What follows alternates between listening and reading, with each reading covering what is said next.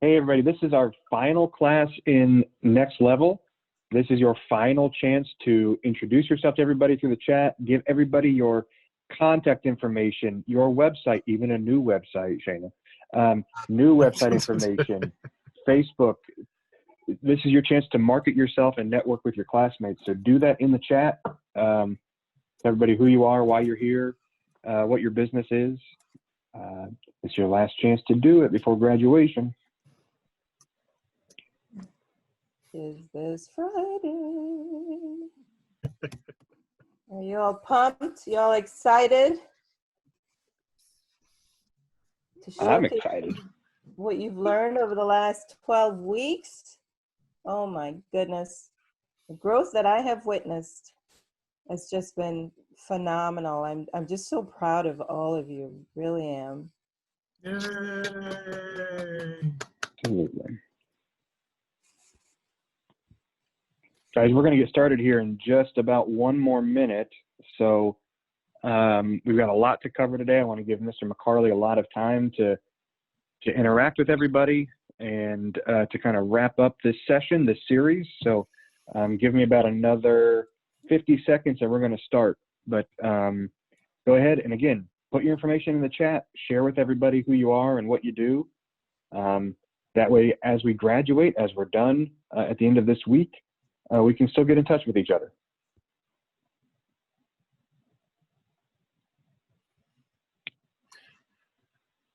Yeah, we got an interesting, trying to think of who it is here. Well, I saw Simone's face for a minute. Hey, Simone, how we doing? Alfonso's on. Yeah, Sherelle. Hello. Hello. Hello, hello. Yes, I'm here. Dr. Eric Tarver is here today also. Good, good. Hey, Sydney. Hi, happy Monday. All right. How we doing?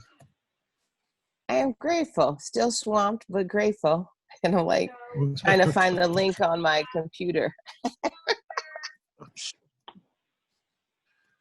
What do you think, Right. Mike? Think we're ready to rock and roll?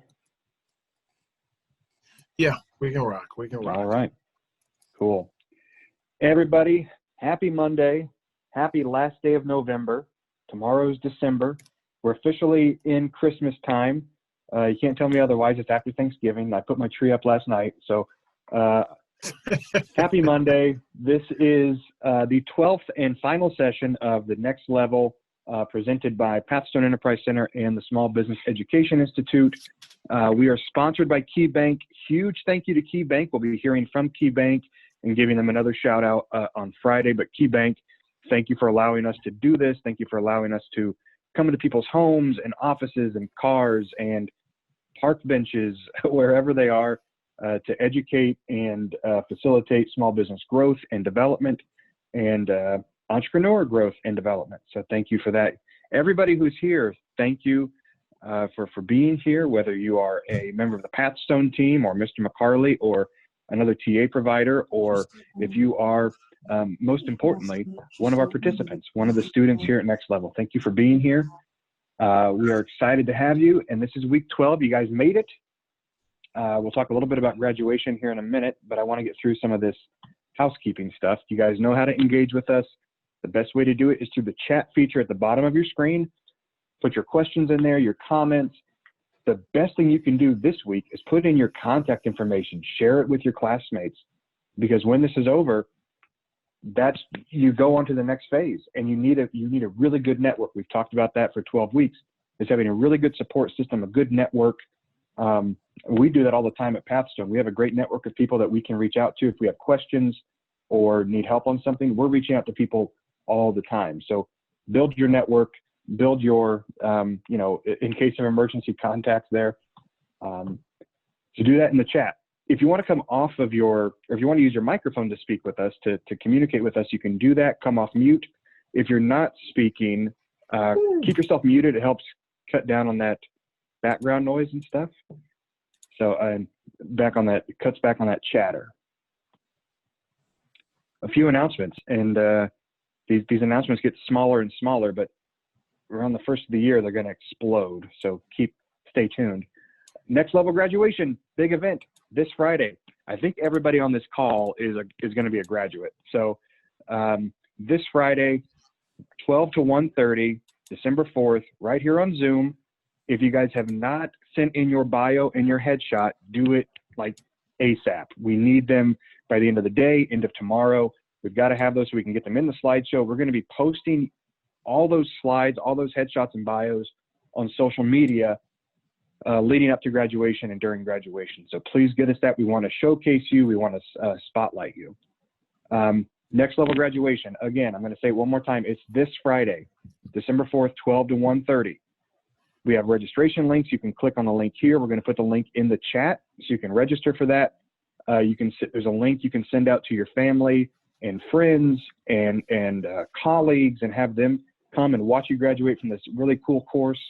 And like I say every week, you can invite that one person from high school who was your enemy and they said you never amount to anything. You can send that to them, have them come in and watch you be successful. So next level graduation, Friday, 12 to 1:30. Mind Your Business class. You can sign up for that. It is for event planners. It's talking about growing your business, and Kimberly Mitchell is putting that on. She is awesome, amazing, outstanding, all those A words. Outstanding starts with an O, sorry. All those A's and O words. So you can register for that. That is not through Pathstone, but Kimberly is affiliated with Pathstone, so please check that out. And the Profit and Loss podcast. We have new episodes up every week. Check that out. That's a project that Jahida and I are doing. So check us out, Profit and Loss podcast, wherever you get your podcasts. And we're going to go back a little bit. And now I'm going to hand it over to Dion. And Dion's going to chat with everybody. And then after that, Dion's going to hand it over to Mike. And we're going to get into week 12. So Dion, it's all you. Thanks, Adam. Hi, everybody. Welcome back from your Thanksgiving retreat. I hope you all practice a safe Thanksgiving, and it turned out to be a happy one anyway. I'm not going to be able to stay on to watch your awesome pitches for the entire hour and a half.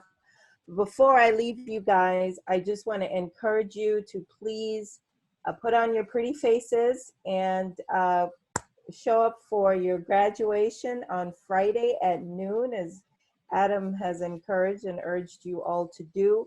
There's so much to celebrate. Yay! We're going to have Mayor Brown at the graduation, our funders, and all of our technical assistance providers and some of our community partners are going to be there to celebrate your accomplishments and you know, just be part of your support network going forward.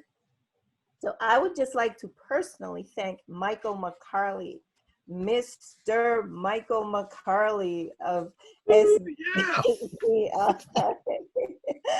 for doing this for us. Michael has been doing this for us for almost 4 years now.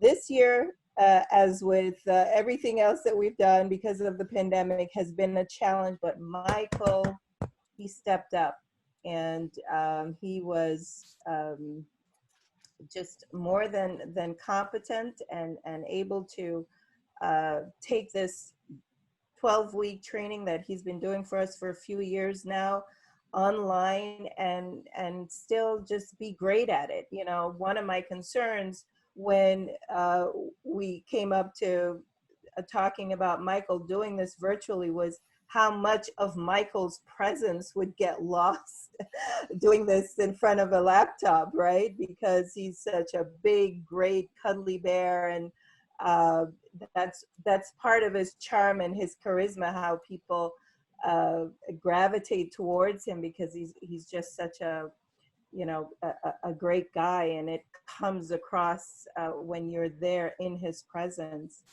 But he did it. He's just been a really great cheerleader for everybody who's taken the series. He's been very effective in getting his message across. And I think just by virtue of the fact that we are looking to graduate about 20, 25 5 people from this series is a testament to Michael's effectiveness and the really great job that he has done. So thank you so much, Michael. I want to thank my team, Adam and Jahida, who diligently worked behind the scenes to make sure that every Monday morning, and this is a lesson learned from us guys, we're not doing any more Monday morning classes. It's a bit of a challenge for my team, but you know, they stepped up.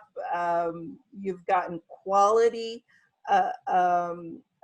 instruction over the last 12 weeks, and that's hugely in part to what Adam and Jahida do behind the scenes in preparing for you every week, in making sure you get your lunch vouchers, making sure you get your class materials, making sure that you have access to readily available information, and that we are responsive and timely to your request. So thank you so much, Adam and Jahida. And thanks to all of you who are on the call. You've invested in yourself. When you calculate the amount of time that you've spent with us over the last 12 weeks, it's been an investment in yourself, in your business, and your futures. And I am so excited for you. I'm so proud of all of you, and I'm looking forward to seeing everyone who's here today on our graduation call on Friday. So that's it. And now over to Michael. Thank you, Dion. Hey guys, how we doing? And again, I definitely want to thank KeyBank for being primary sponsor here. Definitely want to thank the Pathstone team. It has been a journey for these almost last 4 years at best. I don't know how many of you have trekked across the tundra without snowshoes, but it's an interesting interesting trip. But we've actually been able to put a lot of people through the system itself. People have learned certain things, and the specialty that we will have at the end of class today, I hope, definitely lends itself to at least showing that all things are possible when you put your mind to it and go through the routines and practice, practice, practice. The individuals that are going to speak today, yeah, they will definitely give you an idea about how interesting it's been. All righty, so let's get rocking. This is week 12. Welcome again, everybody. Again, I hope everybody had a safe Thanksgiving. It's good to see most everybody here. We're missing a couple people, but I'm assuming they're going to pop on in a little while. But we're going to make this happen because this is actually going to be a little longer today than usual. So we're going to start out with, of course, my usual. Is everybody here with me? Give me a thumbs up. Put a thumbs up in the chat. I want to make sure everybody's here, aware, awake, paying attention. All righty. For some of the folks that have popped in on alternate occasions once in a while who have not been able to be here for the entire 12 weeks, I'm glad you're here today. Every week is a learning experience. So again, let's start out with the big one. Where do you stand? I know this is the last class. Try to put that feeling to the side. But how are you feeling today?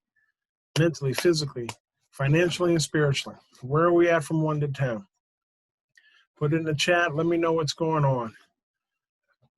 I want to try to get at least 12 people in here. We got 18 on the call.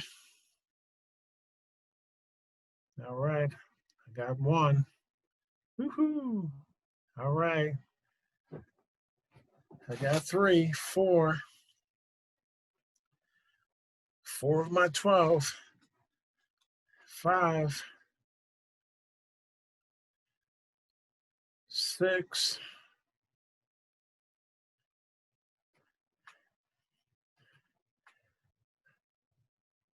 Got 7. Got 7 of my 12. Where's the rest of everybody else?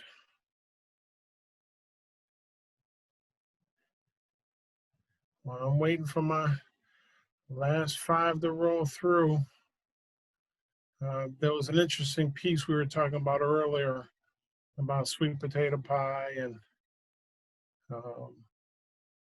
bean pie. And those are interesting dessert selections which actually exist for the particular holiday, or quite honestly, anytime. Need 5 more people. Come on, let's squeeze it out. 5 more people.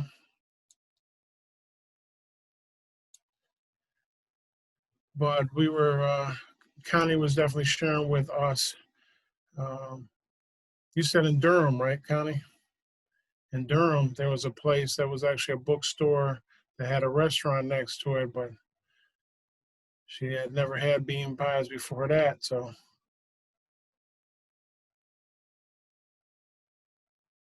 I don't know how everybody else feels about bean pies. Has everybody had a bean pie before? You can go on and put that in the chat as well.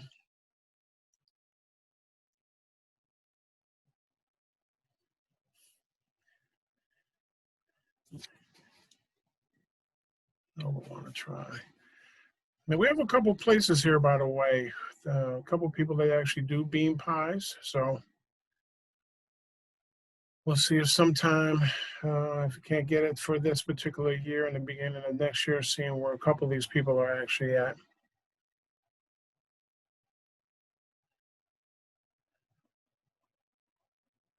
All right, yes, delicious. A lot of people have had it. Some people have not. So we're definitely going to have to work that in a piece. And if we can ever get together in the same room again, I think I'm just going to order some bean pie just for the celebration. All righty. So I got some of my answers in for where people stand. I was actually missing one, but I'm going to move it up. So last week, of course, we talked about disaster, everybody.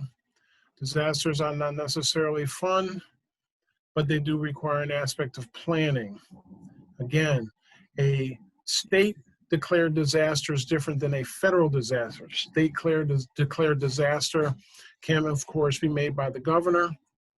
However, a federal disaster is a request from a state's governor to the president because things are so bad and there's a need for additional assistance from the federal government with regard to the particular disaster. ReadyRating.org, which is from American Red Cross, which is a good site. I don't know how many people has anybody gone to either of these two sites, for Ready.com or ReadyRating.org, just to see what they have. Ready Rating kind of gives you a scoring on whether or not you're prepared, or how prepared you actually are potentially for a disaster. And we had tried to then get into where did you stand, quite honestly, mentally, physically, financially, and spiritually, when it came to just COVID itself. And being able to deal mentally, which I know has been difficult for a lot of people, to get your head wrapped around what the heck is actually going on. What do I do? How do I fundamentally function? For those that are in business, it was difficult because unless you're used to dealing in disasters, be able to possibly even pivot your mind, not even just the business, pivot the mind to say things are not necessarily that bad, things can be recovered.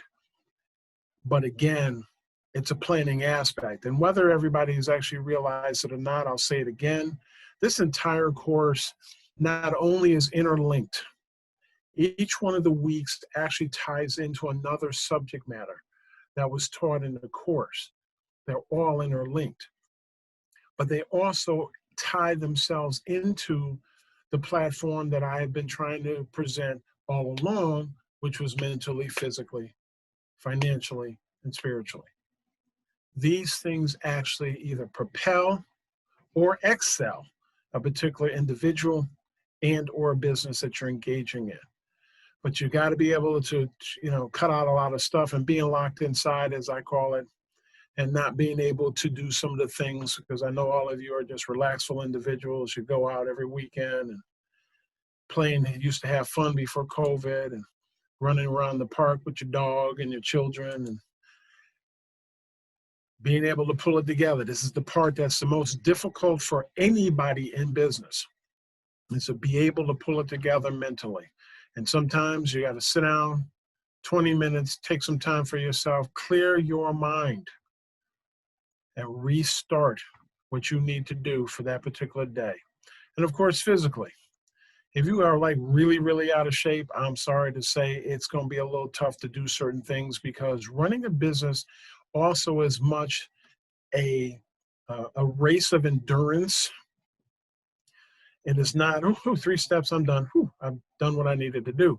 No, this is a continual thing. You have to continuously put yourself and better your physical state, even if you're not at peak, to be able to, oh, okay, don't want to get up at 6 o'clock in the morning. 6 o'clock, you should be up at 4. Getting yourself prepped for the particular day. If you have children, maybe it's 3 o'clock. But even if you get up at 3 o'clock, the issue gets to be, can I at least, if nothing else, walk around the block, i.e.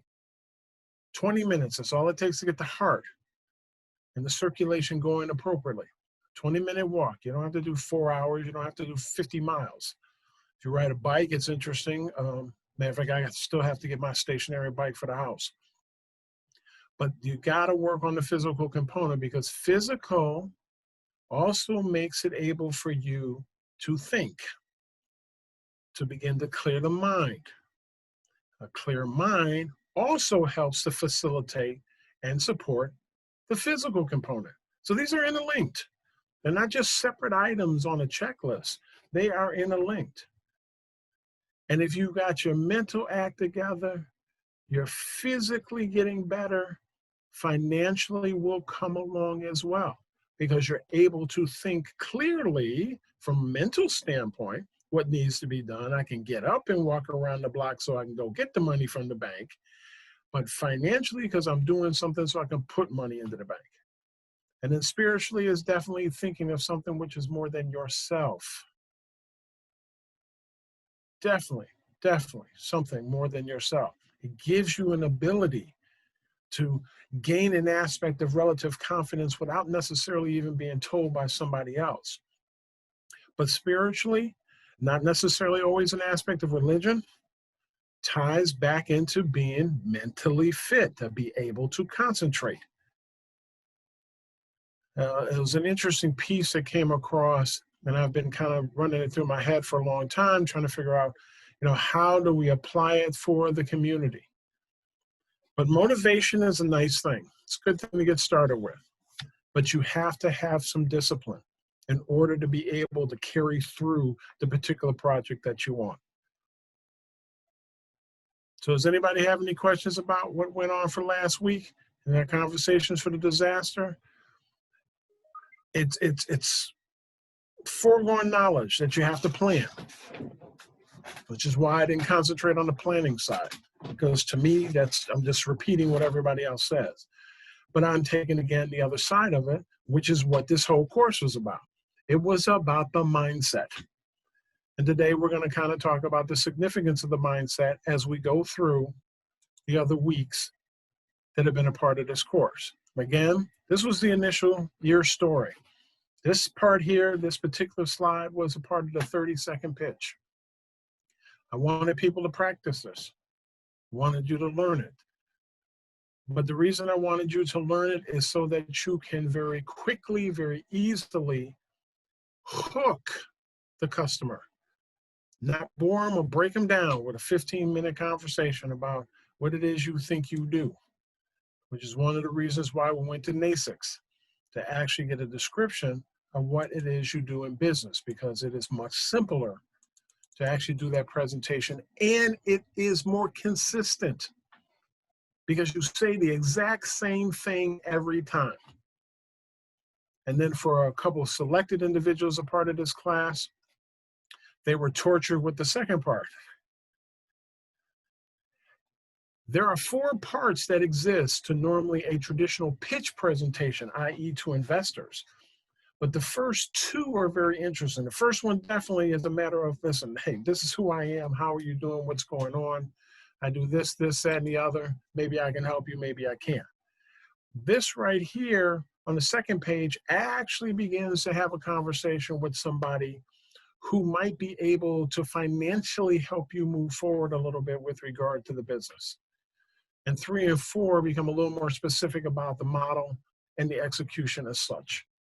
But this is the lead piece. And one piece that I added in last week was the revenue generation component, which is something that we did not get enough time to really do. Maybe it's something that will come apart as the next cycle. But revenue generation is enormously important, because without being able to generate money, you can't have profits. If you don't have any profits, you can't have cash flow. Can't have any cash flow, you can't actually do what? What are those 4 things associated with quote unquote business money? Employees, operating capital, operating debt, and then you. This is the business canvas model, which you're probably going to see more and more of depending on the kind of sessions you go through, even if they're not with Pastone. This is a piece that folks are trying to pick up on. But I have to share with you, there's a certain type of mentality that you have to understand this, because I've seen this. It was like a year after it came out, and quite honestly, it took me an entire year to actually get what it was trying to say. But this is actually the pre-start, quite honestly, before you do a business plan, because these categories all in all are a part of a business plan. The idea was, though, you want to find out whether or not your idea works, 1 through 4 here are what actually make that happen. So now this particular week, even though it is the last week, I do shed my tears. I'm going to miss you guys. Checks and money orders are fine. One of the things that becomes enormously important, again, was we've had 11 structured weeks. And again, all of these weeks are all interlinked to each other. Your story ties into your numbers, which, by the way, are supported by the marketing component. And your success formula hinges on what your numbers potentially are going to actually look like. But you have to have an organizational management in place to deal with Porter's 5 forces. Succession planning, emergency exit, as I call it, but your exit strategy, and disaster, all are planning items. But in order to be able to plan these effectively, you have to have some organizational management. And you got to know your numbers. I'll go back to Shark Tank. What are your numbers? Do you know them? Do you know what they do? And of course, projections tie into the numbers, the marketing success formula, and part of the organizational management, as well as the pressures that you may actually deal with from Porter's 5 forces. All of this stuff is interlinked, all of it. And so because these have also been recorded, you get a unique opportunity to also go back into those particular sections to try to get a better understanding of what goes on. Because this is not a one-timer. This is like business plans. Business plans are not supposed to be stagnant documents. We put it together once, maybe we use it to get some money, and then for whatever reason, it sits on the shelf and grows probably greater dust than, gone with the wind. I mean, come on. That thing changes all the time. As a matter of fact, structurally, what should happen with a business is there should be a pre-evaluation on what you're trying to do. Then you put together your business plan. Your business plan actually has a marketing plan and a financial plan in it. And of all of that, the operational plan that existed within the business plan segment becomes that. It's an operation plan. When am I opening? When am I closing? How many employees do I have? What are the jobs, duties, and responsibilities that actually exist? Then I have my marketing plan. How am I going to actually reach these people? Just like in the aspect of the channel, what channels am I using for the individuals that I'm dealing with? How am I going to contact them? More interestingly is, what's my customer segment going to look like? And more interestingly, what is it within the customer segment that justifies what I want to do, what I'm bringing to the table, because of what I have observed? Again, even the story piece, the pitch that I wanted you to do, all is actually tied into what you do as a business. And 12 weeks, this is just the beginning. This is a summary, just to get people to start thinking in the manner which is most productive to their business. And so, like with many things that go on in week one, every day begins a new day. Every day, by the way. If the day before was bad, that doesn't mean this day is going to be bad. You think about possibly what went wrong, sit around if you can actually correct it selectively, put it in the plan set, go to sleep, wake up in the morning, ta-da, sunshine rise, you do what you need to do. In week two, the story became enormously important. Your story is why you started this particular journey. But what's very interesting is you have to make sure that your story connects to what you sell, and what you sell has to be as real as you. The only reason people will sit around and actually begin to trust you, I mean, there's real trust and there's false trust. False trust comes from people that are normally relatively desperate. But real trust comes from individuals that can see, maybe you have something that can actually help me be better. Because that's what we're doing. We are serving individuals. We are trying to help everybody get better. It's not just the fact that we're trying to make $100 million, go to the island and ignore everybody. We want to take other people with us. Week 3 and 4, we talked about numbers. And if you do not know your numbers, you do not know your business. I will say that. I will be in the grave. My hand will reach out through the dirt and I will tell you the same thing. Okay? This is enormously important. Enormously important.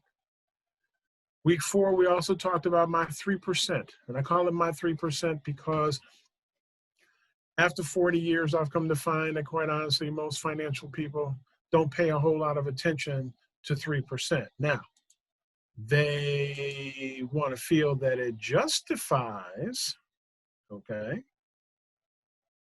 your ability to actually execute the business. And so if you can show that 3% of the relative overall market that you have could pay you for the services and render the kind of revenues which are necessary to operate your business, where not only can you just get money to pay your bills, but you can also grow, it's very difficult to argue with 3%. I'm not trying to get 3% market share. I'm just trying to get 3% of the marketplace. There's a difference. The marketplace, these are the people that love me. Men, women, children, 15 to 35 years of age, employed. This is when you really, really narrow down that particular focus, it becomes difficult for anybody to argue whether or not there's enough of a market out there for you to actually deal with. Like I say, we're not talking market share. A lot of times you will come across, well, what's your market share? I have no friggin' idea what my market share is. There are 372 other businesses that do exactly what I do. And half of them are not even on the map.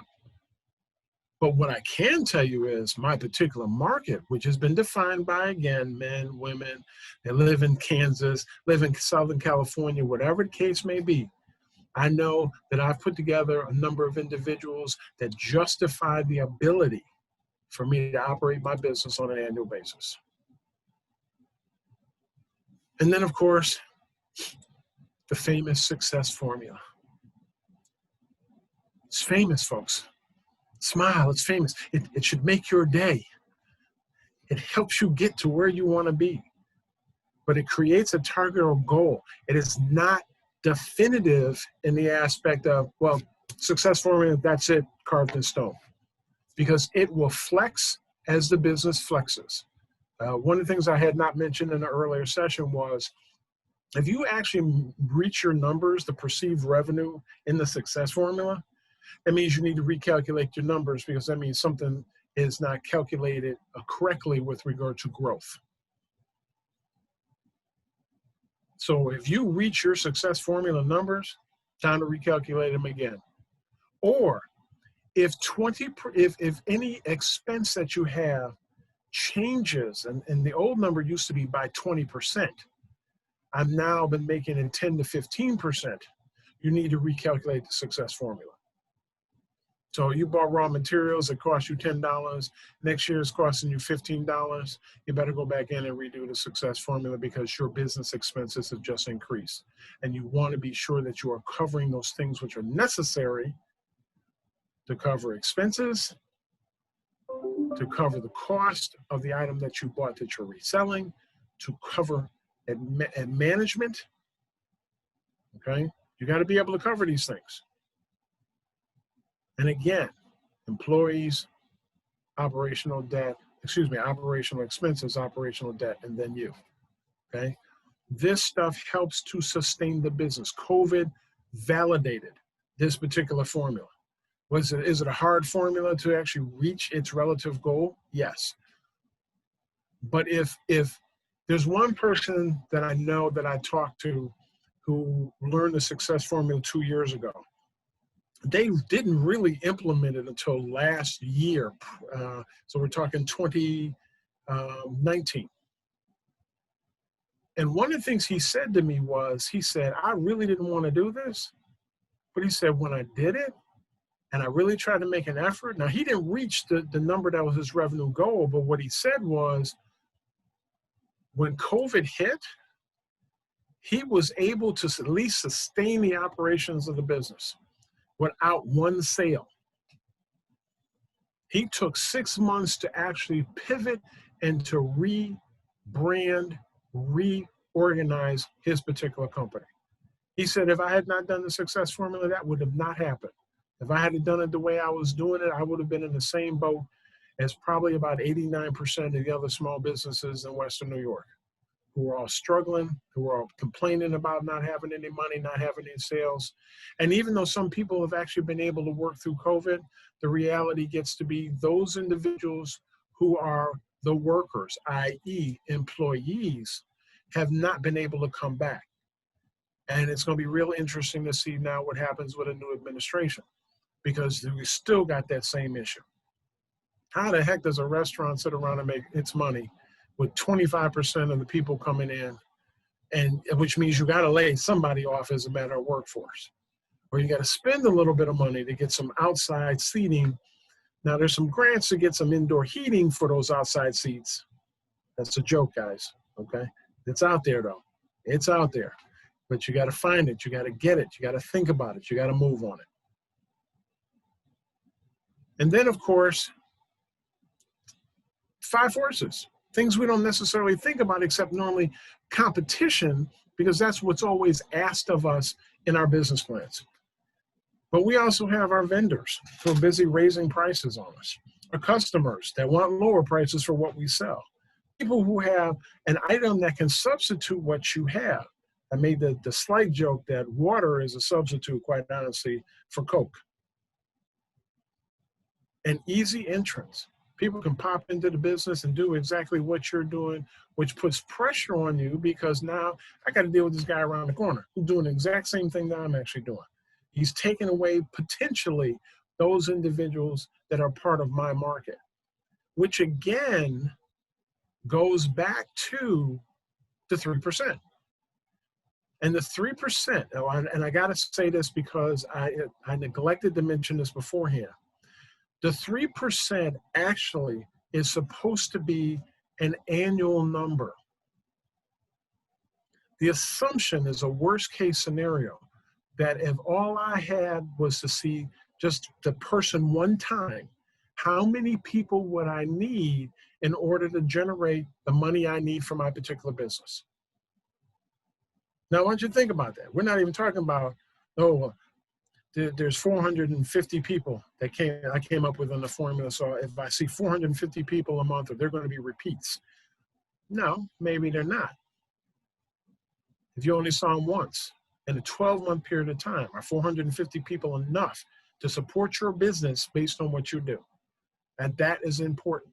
And new entrants erodes that particular competency associated with what you do, and the confidence that I'll actually be able to get those individuals. 2020 was supposed to be the year for me in really challenging people. Where are you getting your people from? Where are you getting your clients from? How many of your clients do you actually need to make things happen? For individuals that have been on the internet, the formula changes a little bit. It's not 3%, by the way. Side note, hope people are taking notes. It's actually 1% of the so-called entire internet market based on the classification in which you fall in. You got more than 100 million people on the internet. This doesn't mean you got 100 million clients, okay? Because when you break it all down, the bottom line comes out to be that you're probably only going to get 1/10 of 1% of that number, and then you can apply the 1% of how many people you might actually see. And then that just means you have to change your parameters a little bit for who you are looking for. Projections.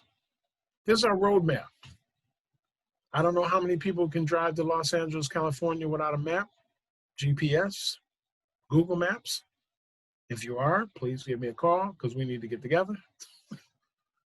Okay?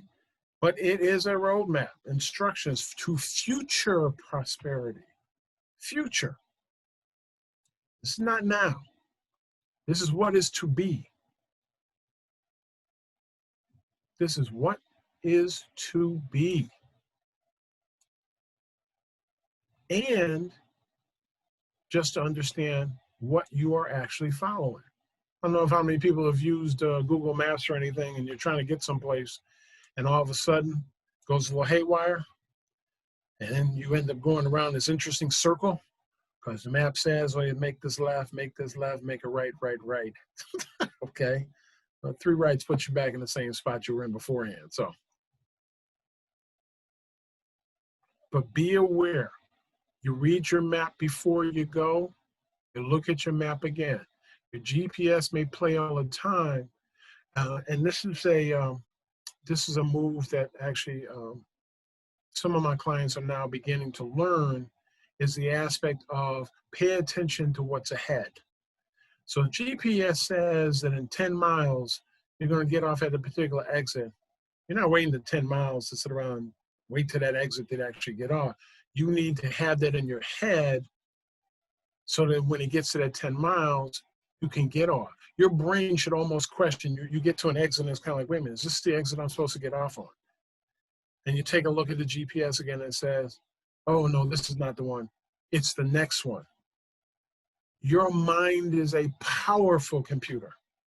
It will let you know when it's time to actually get off. Unfortunately, because we are humans, we don't have a tendency of paying attention to what our mind does. Now, don't get me wrong. You know, if you're on psychotropics or things of that nature, you need some special meds. I understand. It's okay. Okay. But even with that, the mind will actually tell you what to do and will give you the right direction. And then we sat around and talked about succession planning. And of course, it helps. And you got to keep an eye on what's going on now. But the thing about it is, it's about creating a legacy to protect your family's future. Now, if you have no intentions of having family members run your business because you've expanded, because you have employees, that's fine.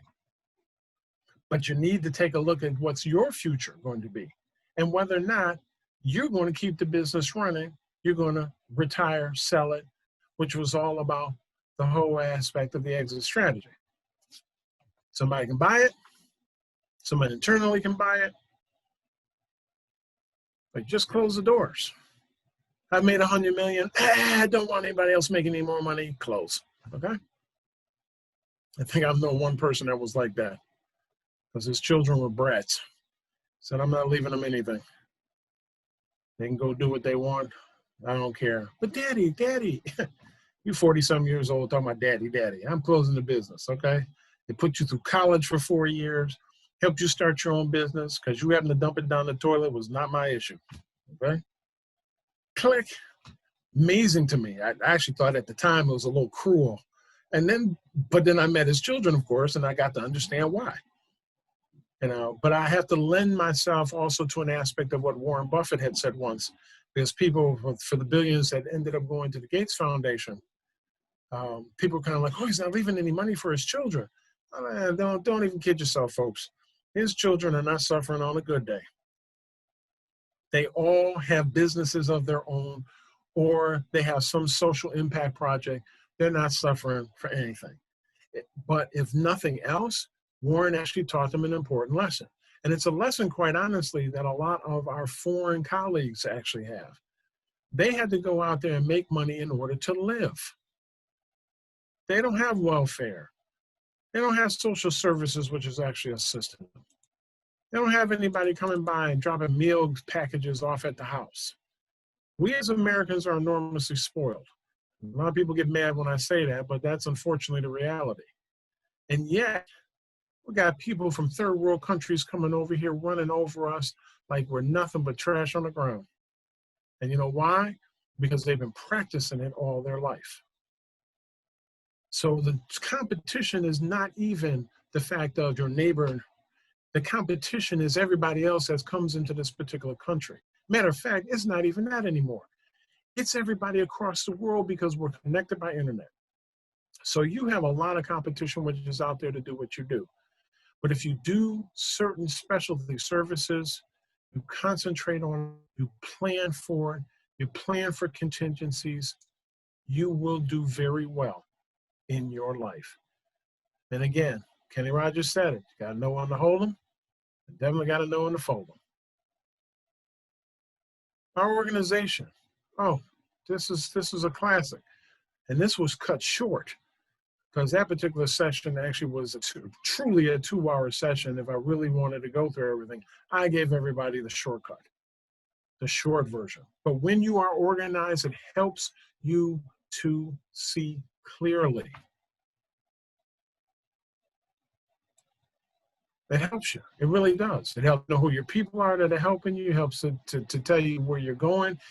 And the thing about it is organizations shift. Again, this is not something that's stagnant again. This stuff shifts. People quit on you, you hire somebody else, but you got to retrain them. But then who you thought was going to take over the accounting department, quite honestly, is not going to be the person. You got to find somebody else. But if you're organized, you'll run through a process. And from a process, you develop systems. And then disasters. Natural or man-made, because a man-made disaster is just as impactful as a natural disaster. But these are all planning components. And you really need to decide whether or not it's going to make you or it's going to break you. If you want it to break you, give up. Sit back on the recliner. Sit back some tap water. Okay? Have Shannon shaking her head no. Okay? Or you go out there and you continuously do stuff. As a matter of being human, it is an aspect of humankind to survive. We really have that as an innate ability. But to engage it, again, I talked about the aspect of motivation versus discipline. You have to begin to work on the discipline part. Yeah, it may be cold outside. I don't want to walk around the block. That walk around the block was actually 8.5 minutes. It wasn't 20. It was 8.5 minutes. You walked around twice. You cheated a little bit on the 20-minute piece, but that's cool. You got 18 minutes in there. Your heart started pumping, and it's going to pump even more because it's cold outside. Get in the house, warm yourself up, but take the walk. Take the walk. You want to be made and you want to be able to make yourself. This is enormously important. If you want your arms to get larger and not because you're lazy, you want to build some muscle, you got to do some kind of push-up or some type of weight resistance program. Do it. Take 5-pound weights, move your arms up and down. You know, one of the hardest things, now I'm an ex-firefighter, okay? And one of the things that we did in training was our overhead teardowns with a pole with a hook on it. Man, do you know how hard that is to sit around and keep your arms above your head and you're actually pulling? Oh my goodness. Man, first 30 seconds when I did it, I was like, are you serious? I was like, whew, okay, this ain't gonna happen. But imagine if you're in the fire for 20 minutes, possibly trying to rip down the ceiling so you can expose it so you can water it down. That's a lot of work. But it works a set of muscles that normally we don't work, which is having something over our head. I don't know how many people, they really kind of stop the aspects of jumping jacks, which is enormously unfortunate, but at least your hands were over your head. The worst case scenario now, take a pole with some weight, just hold it over your head. Hold it over your head, up and down, up and down, up and down. Let your arms burn a little bit. Put it down. And by the way, if you do an exercise with any seriousness and your muscles don't start to heat up, then you're not doing it right. Because that means now that muscle is excreting, there's a fluid within the muscles that actually self, but you actually really have to kind of stretch out. This is one of the other things about stretching, by the way.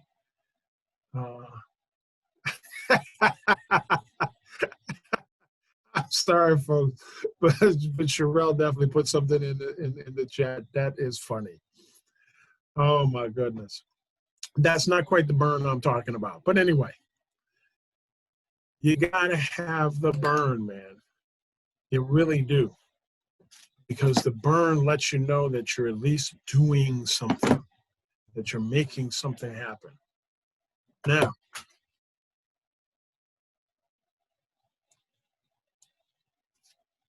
one of the things I'm going to mention for this week here, and I talked about the process of money, and I've asked these questions about what was more important than the other, but I want you guys to think about this. A company must generate revenues in order to pay its employees, again, the operational expenses, the operational debt, and yourself. There should be profits which are left over. And from the profits, it generates a cash flow, which actually goes into the next month so you can operate the business, and your cash flow carried over, plus your revenues, allows you to pay your employees, your operational expenses, your operational debt, and you, which again should leave you some profits, which leaves you possibly some cash flow. If at any point your cash flow hits zero before you carry it over into the next month, and this is why, again, creating the numbers, the projections. If you hit a zero, then you need to figure out one of two things: either increase your sales or put some money into the business. And put money into the business is split one of two ways. You pull it out of your pocket, or you sit around and get it from somebody else. But cash flow here, this is what makes the business. So when I mention to people what's more important, revenues or profits? And the answer is, what's more important, guys? Put it in the chat. Revenues or profits?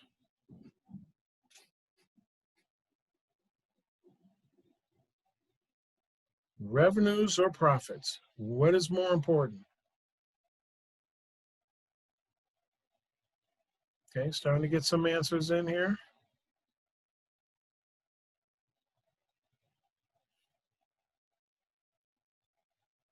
Give me a couple more, Okay, give me a couple more.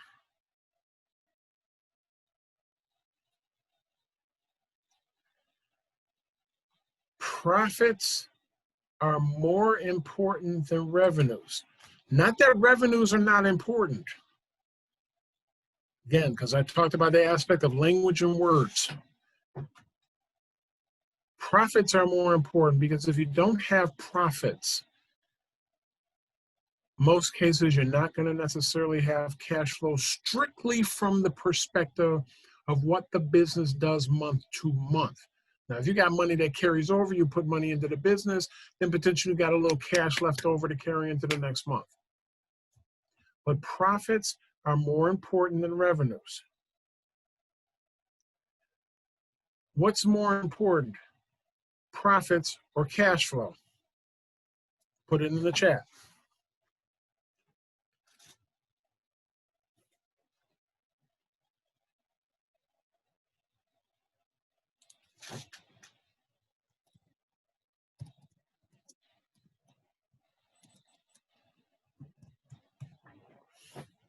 Profits or cash flow?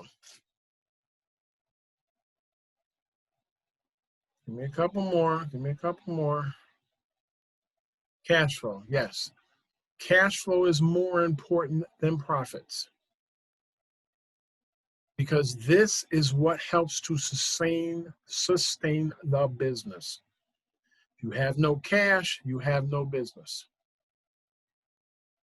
What is more important? Cash flow or revenues? What's more important? Cash flow or revenues?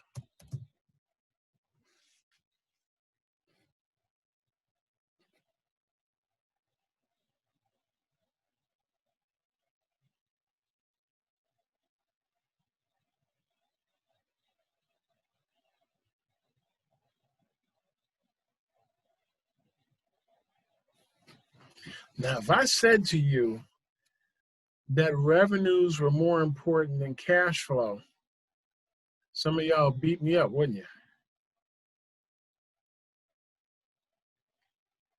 But if I said that it's just as important,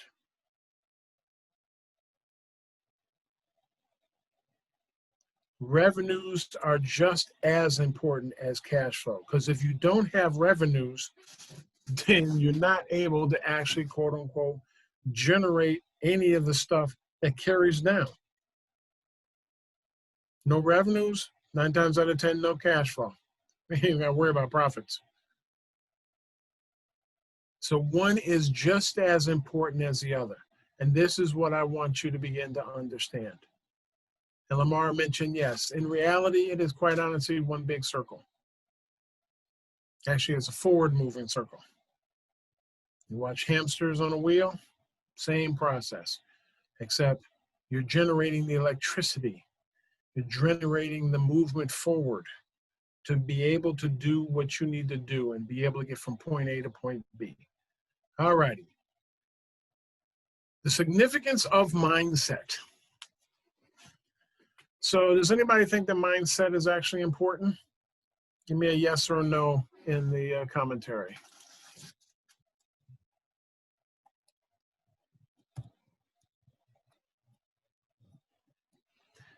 Is mindset important?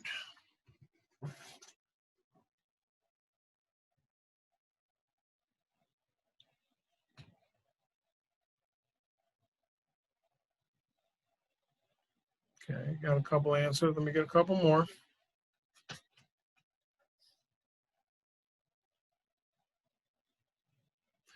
So tell me, do you think you have to have a certain type of mindset when you get up and brush your teeth in the morning? Think you have to be in a certain mindset to deal with your children? Do you think you have to be?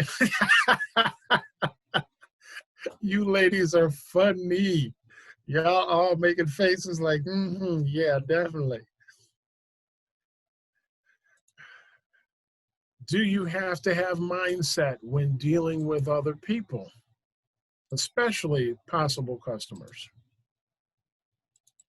You have to have a certain type of mindset. In this particular chart, I'll give you an idea of some of the things that occur with regard to the aspect of gaining wisdom. And how this ties into mindset is the further up the chart you go, the better your mindset should actually become. So we initially, of course, like anything else in the world, we're human beings, we suck in a bunch of information, or data, I should say. Me talking in modern terms, data, okay? Which is information. And information is, and I must say this cautiously, assumed to be the understanding of patterns. Now, you also got to make an effort at this at some point. You have to be able not only to understand, but it becomes necessary to recognize patterns, i.e., why are people buying your product or service, or why they're not buying your product or service? Is there a pattern there? Does it come at certain times? Are you selling cans of soup and they happen to move more on the 1st and the 15th than any other day in a particular week? Is there a reason why? Okay. We have to begin to understand the patterns that are in play. But we process those patterns, okay? And supposedly we gain an aspect of knowledge, but that knowledge is supposedly understanding the applications. Now, again, recognizing a pattern is one thing. Understanding how they're applied seems to be an issue with a lot of people, because there seems to be some confusion, not so much why are people buying my stuff, people aren't even thinking of that. What they're thinking about is why they're not buying my stuff. And they're coming at it from the wrong angle, the wrong perspective. You have to begin to understand what it is you are doing, more interestingly, how you are applying it. And that application is in the action. So you're functioning on two different roads at the same time. You have data that gives you information. You process the information, which gives you knowledge. You take action on that knowledge, which lends itself into wisdom. But the other road is, and this is what supports the above items, is that you are understanding the pattern that actually exists. More interestingly, you're recognizing that there is a pattern or that there's not. It then gives you an application or the understanding of applications necessary to do what you need to do, which actually gives you the greatest understanding of underlying principles. But in all of this, these two roads actually become one at some point, especially after you take action on knowledge, is to develop a system. Now, some people begin to develop their system right here when the information comes in and they're beginning to process what they're doing so that they get some knowledge about what's happening in, i.e. in theory, understanding, and application. But the worst case scenario, on a bad day, after we've taken some action and certain things have not happened, we go back and take a look at what was going on. Am I reading my information wrong? This means I may actually be applying some of what I'm doing wrong because I'm not understanding how really I should apply it. And if that becomes the case, then you redesign what you are actually doing, put into action again, and again, you gain an aspect of wisdom. This is part of the reason why I keep saying that failure is not a bad thing. As a matter of fact, if you don't fail, I have to really wonder what kind of business you're actually going to have. Because I know no one with a perfect business. We all make mistakes. We have bad judgment. We turn left when we should have gone right. We forgot to take the shovel with us. We fall into a hole and we're trying to figure out how do we get out of it. These are all things that are a part of running a business. No one is going to run a perfect business. Nobody. But the successes have actually come about primarily because of the mistakes we've made. This is what makes us better. This is what makes us proficient. This is what makes everybody want to be like us, all right?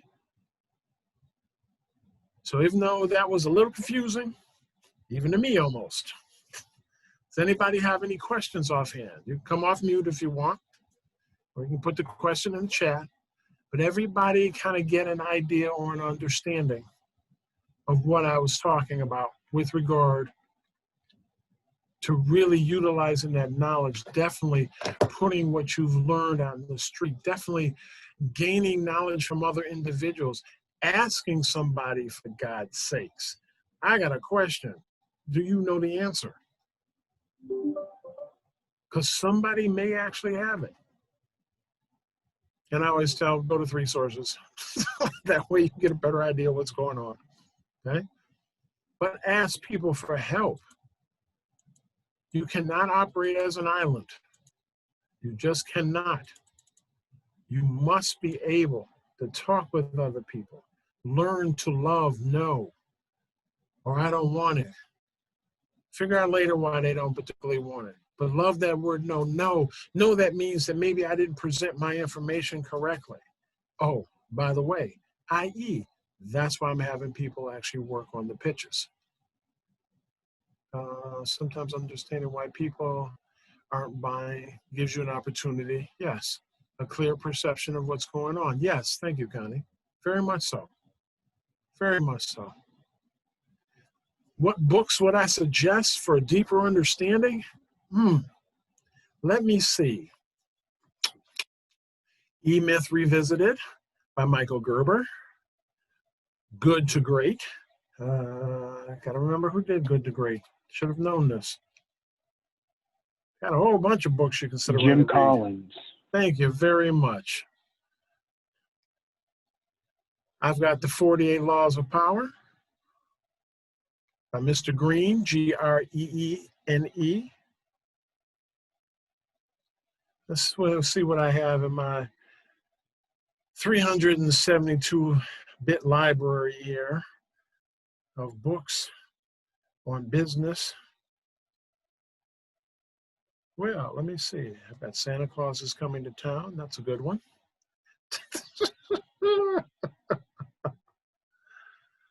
Santa Claus don't get no wins over here. I'm just saying. Wow, y'all a rough audience. Oh my goodness. There is an interesting piece. Most people may not necessarily agree with it, but I've gotten to find that, of course, it was an interesting read because it also allows you to get to understand the other side of individuals. Okay. And part of that was actually the making of Donald Trump. This particular one was written by David K. Johnston. Then I've got Pitch Anything by Orrin Claff, Klaff.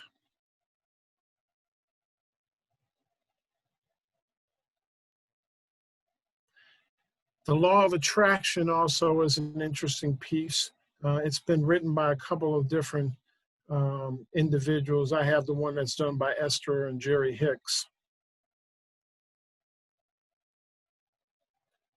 Talking to Strangers by Malcolm Gladwell.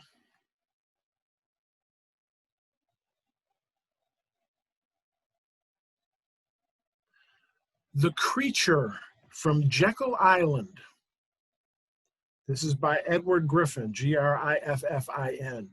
That particular story, by the way, talks about, and you will actually get an interesting lesson if you don't already know, about money, and more interestingly, about the central bank.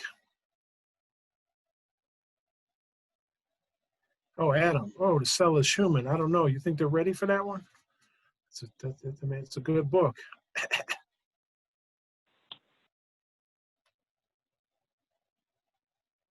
Millionaire Success Habits by Dean Graziosi, excuse me. Grazosi. Napoleon Hill's Outwitting the Devil. I've mentioned this one on a couple of occasions, and I actually think audio version is a lot better because he actually plays both roles.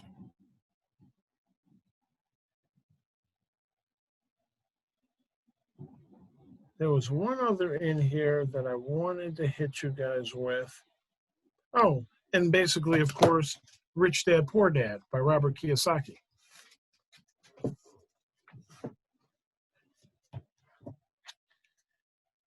Outwitting the Devil? That's what you, Outwitting the Devil? Shannon wanted me to mention that one to you.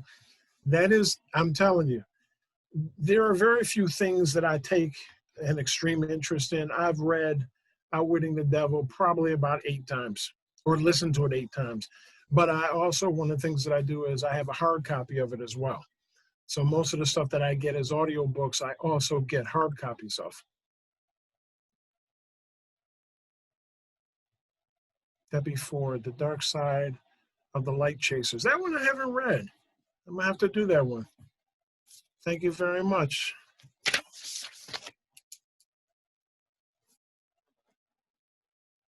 All right.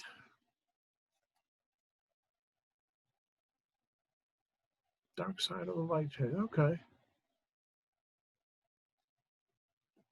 Cool. So now,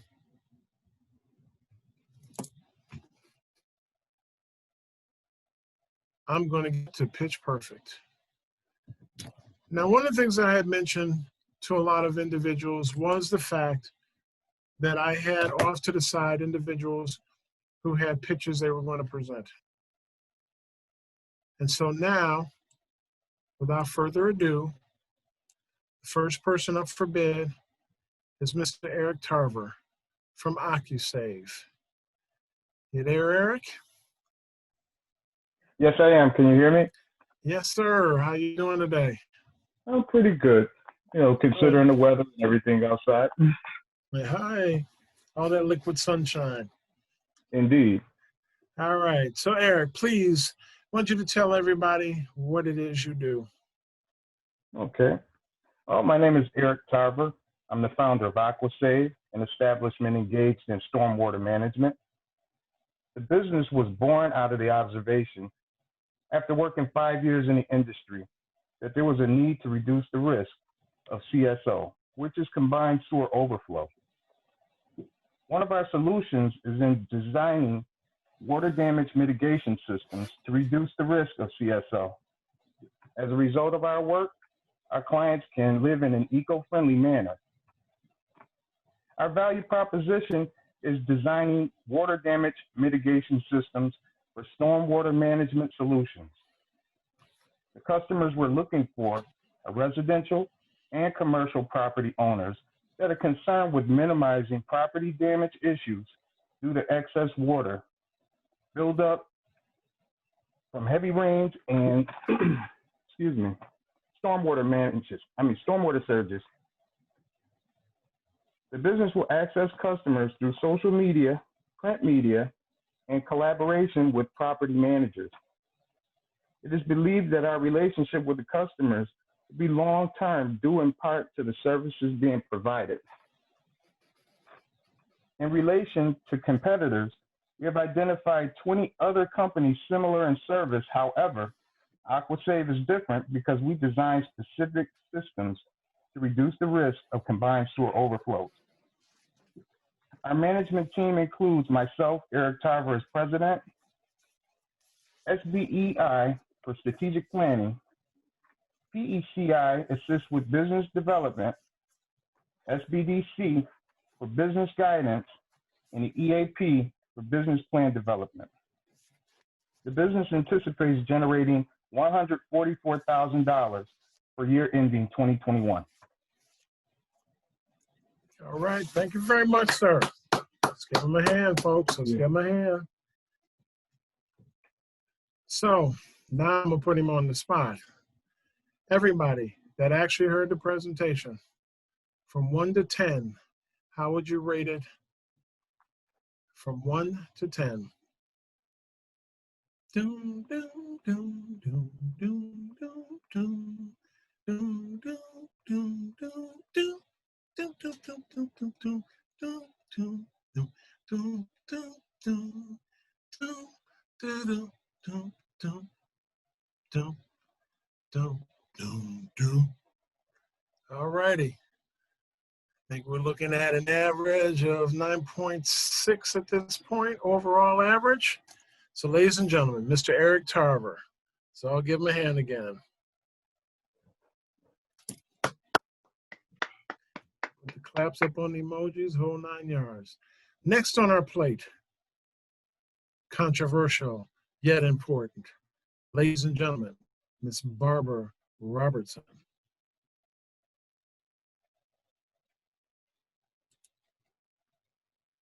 Hi, everyone.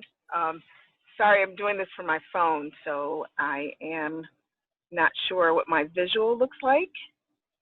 See your finger. You see my finger. Oh, my goodness. Okay. All right. Well, I'll just do this off camera for me because I can't see myself. There you Is go. that all right? Now we see you. Do you? Okay. All right. Hi. Hello. My name is Barbara Robertson, and I'm the founder of A Wider Door, a business engaged in life coaching and mentoring services. The business was born out of the observation that there was a need for people to have an alternative path to pursuing personal income. One of our solutions is a curriculum designed to help enhance their financial position. As an example, our curriculum includes soft skills, learning how to communicate with others, hard skills, motivating individuals to attain credentials that will help them attain their financial goals, and an introductory course to EI, emotional intelligence. As a result of our systems, individuals will be able to better their lives mentally, physically, and financially, thereby allowing them to walk through a wider door. Now, let's talk about our business model. Our value proposition revolves around life coaching and mentoring services. The clients to be served are adults ages 30 to 65, either unemployed or underemployed. Our intent is to engage these clients in the following manner, which may include social media, word of mouth, and organizational affiliation. It is our intent that our relationships with our clients will be long-term due to the nature of services provided. An example would be our soft services curriculum is a 6-week program. As for the revenue, projections are expected to reach $200,000 by year-end 2021. As for the competitive analysis, we have found 357 other businesses that provide similar services. However, our assistance allows our clients to pursue alternative paths to personal income. Finally, our management team includes myself, Barbara Robertson, as founder, SBEI, Small Business Education Institute, as our strategic consultant, with PECI, Patstone Enterprise Center Incorporated, as our small business advisor. Thank you. Yeah. Good job. All right, everybody. Give a rating, 1 to 10. What do you think?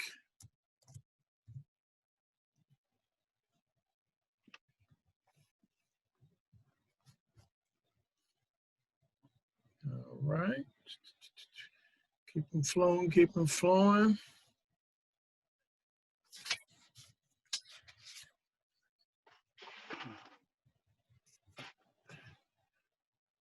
All right, 10, 19, 20, 86, 17. Oh, that brings it up.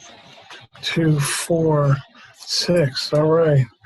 So we look like we're looking at 8.2. All righty. Yay. Good job, Barbara. Good job. How's everybody doing? Are they feeling this stuff?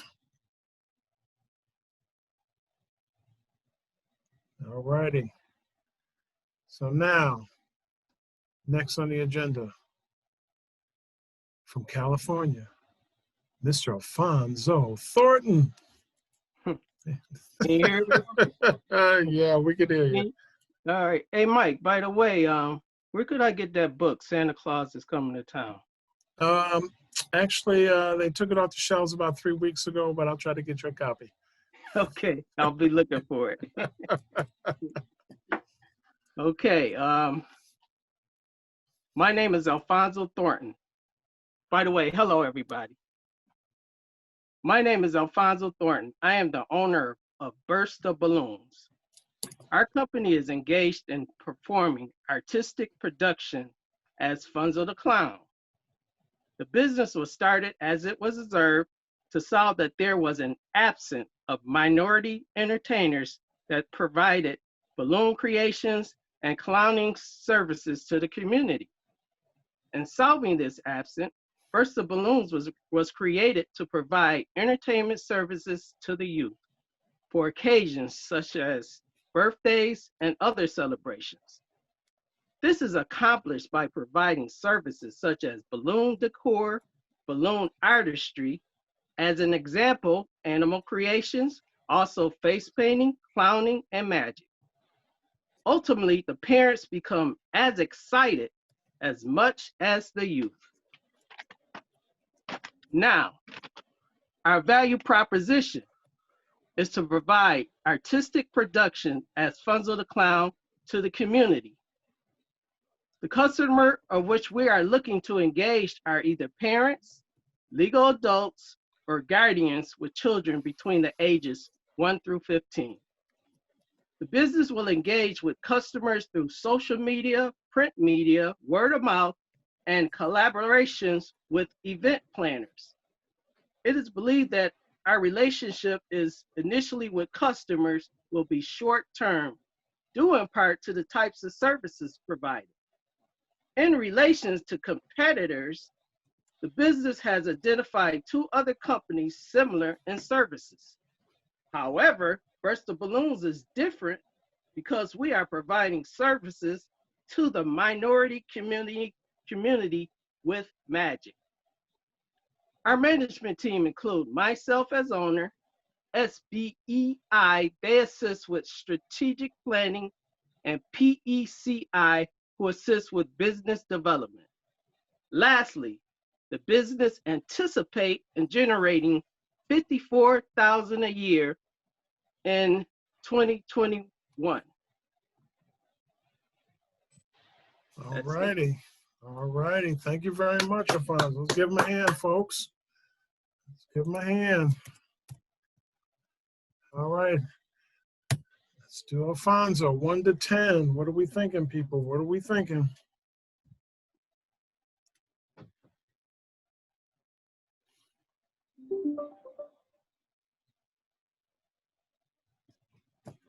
All right, all right. Let's keep them coming in. Yep.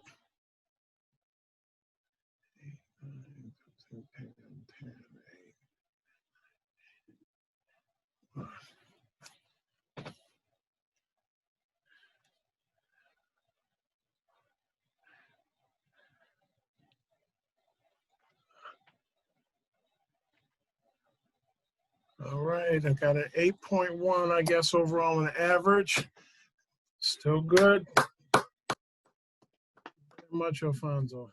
By the way, on a time set, and one of the things that became apparent was the fact that individuals were, again, the first part of the pitch was only supposed to be 30 seconds or less.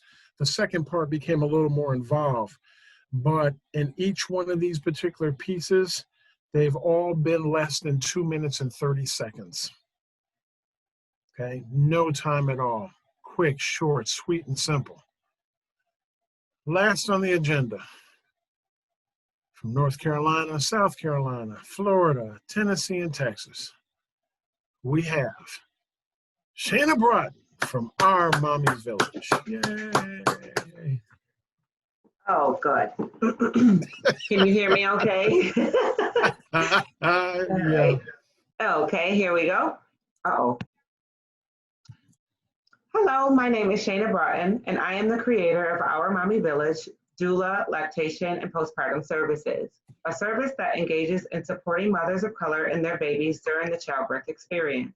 It has been observed and found through empirical research that mothers of color die at a disproportionate rate than mothers from other racial, ethnic, educational, and socioeconomic backgrounds.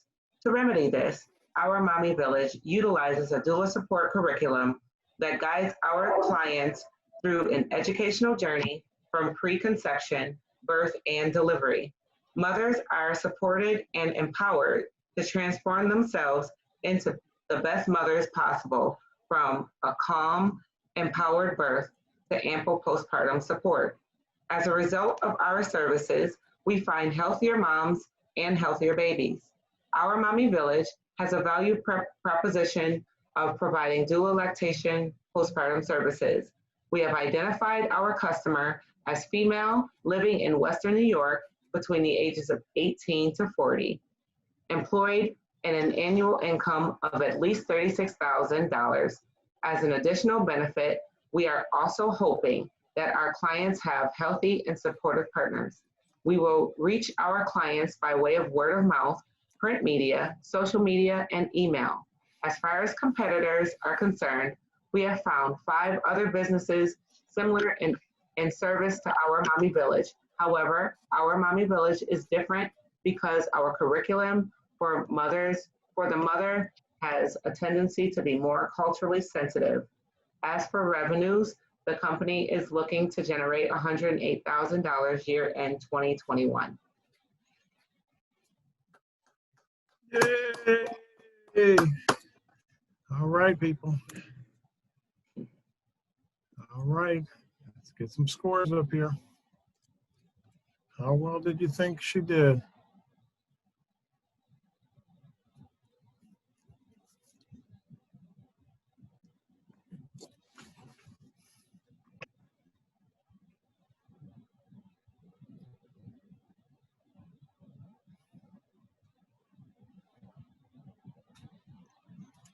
Whew.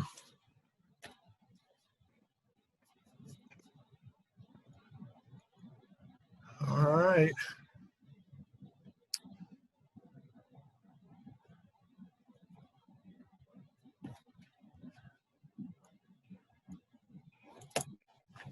All right, I got about right now, based on what's been put in, almost what amounts to a 9.45. Ooh, scared of you. Oh, phenomenal. Gotta get extra lunch or something, you know. I could eat. Oh, thank you, thank you, thank you. Now, I do have an interesting question, and this is for the class. You've heard 4 different businesses, 4 different types of businesses, okay, that have presented themselves in less than 3 minutes. As a matter of fact, Shana, you did yours in 2 minutes and 2 seconds, okay? There was one more that I want to actually put on because I think it's important for everybody to hear one of the individuals that actually came out of Passstone. And I need to find this piece really quick.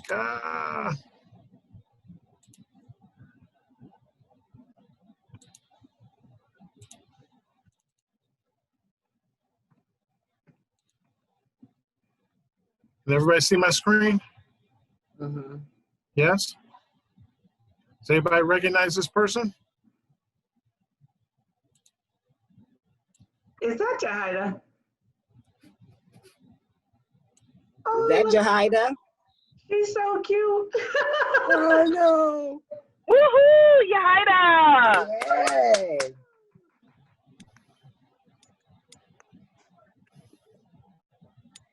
We can't hear it though.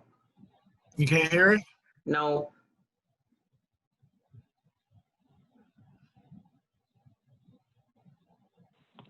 Mike, if you go to, there's like, at the top, there's view options, and you can like, it's like screen share options or something. You can allow it to play the sound as well, share sound.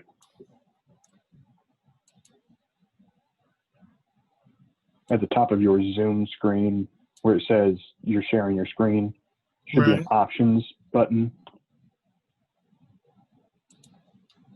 Let's see what we got here. Let's see what we got here. Blah, blah, blah, blah, blah, blah, blah. Got the remote, got the annotations. I've got the share screen component. Is it can't be heard at all, or it's really low?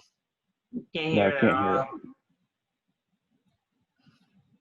Oh, this really sucks. Share computer sound. Okay. There we go.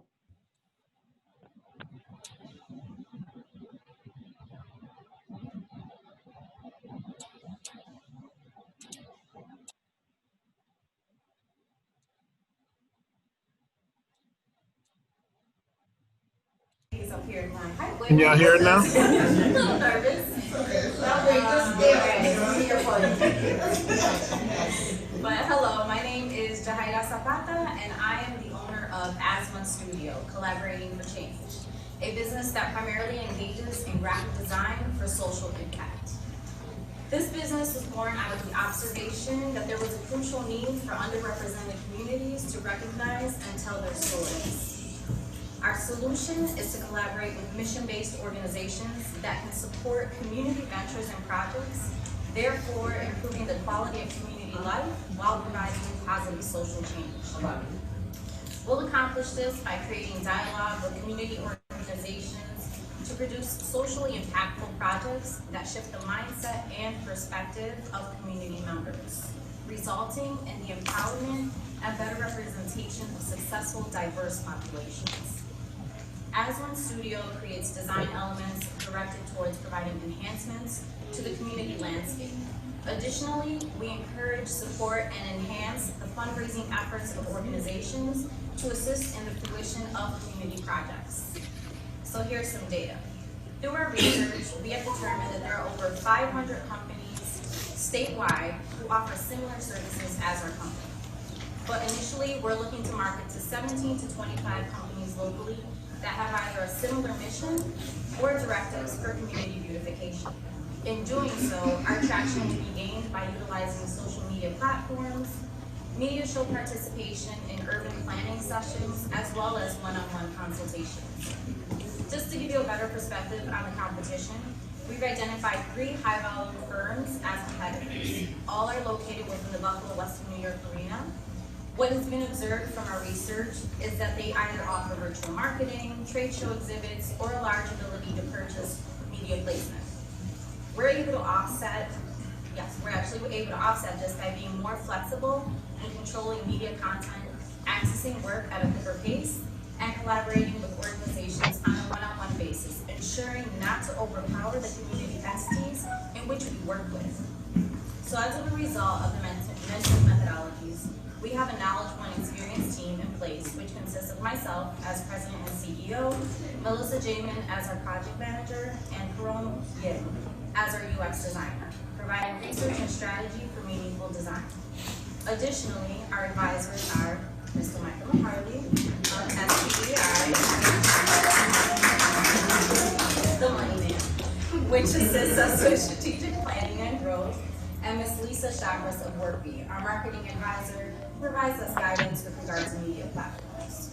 With our approach, and with our team, we've assessed that our company will generate revenues of $221,000 to $235,000 within the first 3 years, which results in profits of $185,000 within the same time frame, showing real growth of 3% annually. Hopefully, working together with the community, we can actually do this together.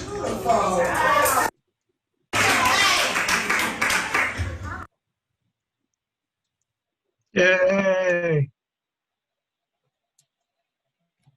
I wanted to show you guys that because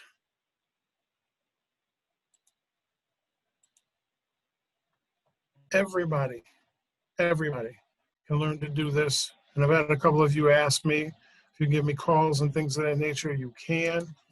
I had my information up several times. I'm gonna do it again because there was an issue with regard to the 716, but there we go. But I want to thank everybody for allowing me to provide information and knowledge through this series. And so with that, I believe the screen is back over in your hands, Adam. And again, I want to thank you guys again.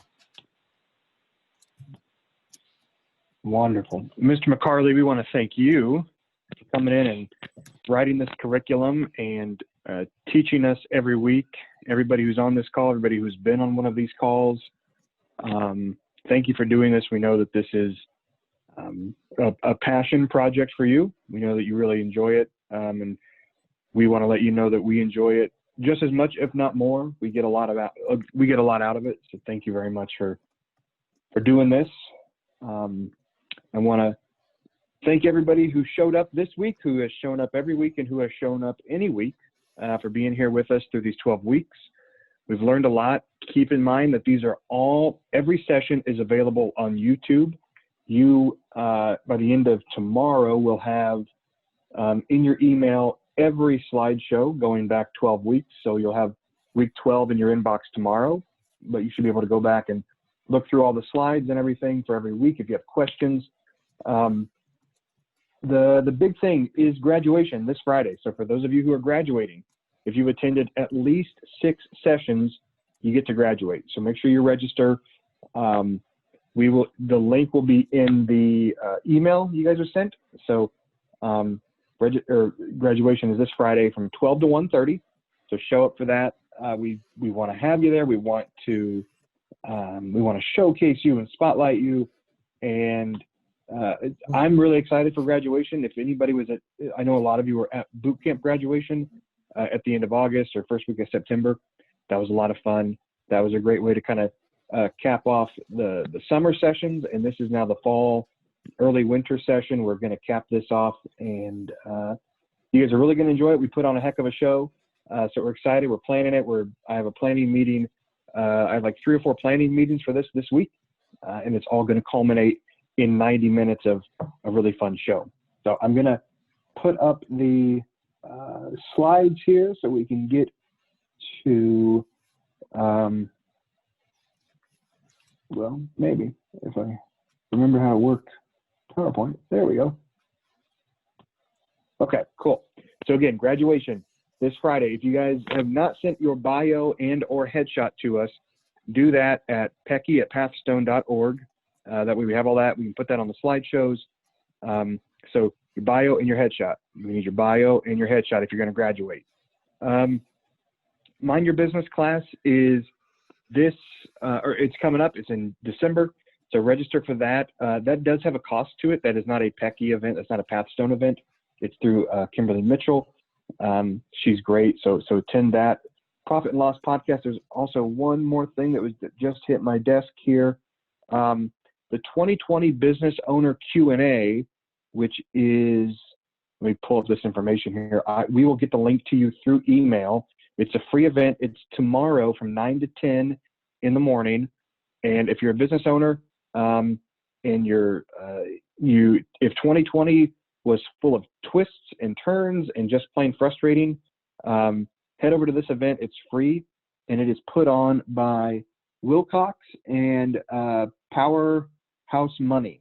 So there will be presenters there to kind of, it'll be a lot of Q&A time, kind of a panel kind of feel or a forum feel. So head over to that. We'll have the link in our email. Check out the Profit and Loss podcast. And of course, let's talk about food.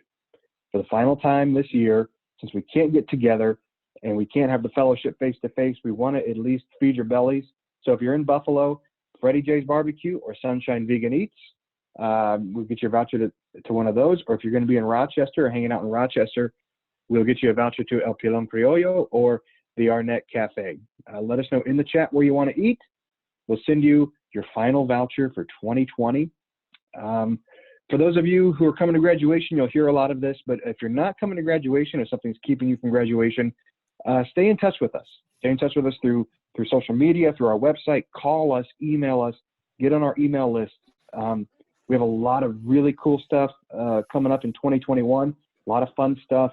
We have some cohorts. We're kind of shifting our model. It's going to be, we're going to have different presenters every week, different teachers every week, and we're going to have stuff going on from the first week of February through the end of the year. So keep in touch. And guys, thank you so much for coming to this. This, like Dion said before, this is there's a lot that goes into this, and you guys make it worth it. So thank you so much for making it worth it. Mr. McCarley, thank you. Jahida, I know you're on the call. Jahida, I know you're on the call. You're managing Facebook Live. Thank you for making sure that everything gets done every week and that we have all the graphics, all the visuals, the emails, the follow-ups. Jahida makes sure that everybody is here every week. And thank you to Mr. McCarley and to Dion for having this vision and making this a reality. And thank you to KeyBank, our sponsor for this. And thank you to all you guys for showing up every week. I'm going to let you go now. Get back to your day, and we will see you Friday from 12 to 1:30 for graduation, the last big event of the year. So we'll see you Friday, 12 to 1:30, guys. Thank you so much. Have a good one, everyone. See you Friday.